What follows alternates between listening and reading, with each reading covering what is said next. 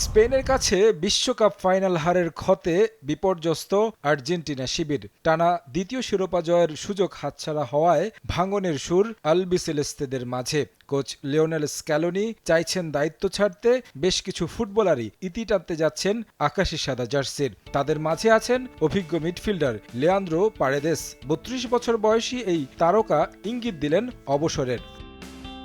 বিশ্বকাপের ফাইনাল খেলার ৩ দিন পরই ক্লাব বোকা জুনিয়র্সের হয়ে মাঠে নামেন এই ফুটবলার। দলকে জিতিয়েছেন ১-০ গোলে। এর মাঝেই আর্জেন্টিনার হয়ে নিজের ক্যারিয়ার এবং বিশ্বকাপ নিয়ে কথা বলেছেন পারেদেস। ২০২৮ সালে আছে কোপা আমেরিকা। মহাদেশীয় এই আসরে তাকে দেখা যাবে কিনা, কিংবা কতদিনই আর আর্জেন্টিনার জার্সিতে দেখা যাবে তাকে, বিষয়গুলো নিয়ে খোলামেলা কথা বলেছেন এই মিডফিল্ডার।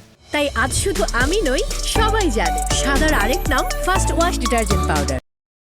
অনেকের জন্য এটা খেলা চালিয়ে যাওয়া বা না যাওয়ার সিদ্ধান্ত, তবে আমার জন্য এমনটা নয়। বিশ্বকাপের শুরুর দিকে খেলাটা কঠিন ছিল।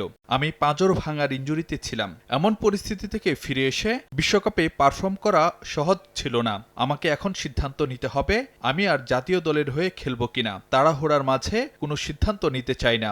আমি কোচের সঙ্গে কথা বলবো, তারপর জানিয়ে দেব আর্জেন্টিনার জার্সিতে আমার ভবিষ্যৎ। এদিকে বিশ্বকাপ শেষ হলেও অনেকেই আর্জেন্টিনার হার নিয়ে খুঁজছেন ষড়যন্ত্র তত্ত্ব। তবে ফাইনাল খেলা এই ফুটবলার কোথাও দেখছেন না কোনো ধরনের ষড়যন্ত্র। ফাইনাল হারের ক্ষতে এখনো পুড়লেও বিশ্বকাপ জয়ের কৃতিত্ব দিলেন স্পেনকেই।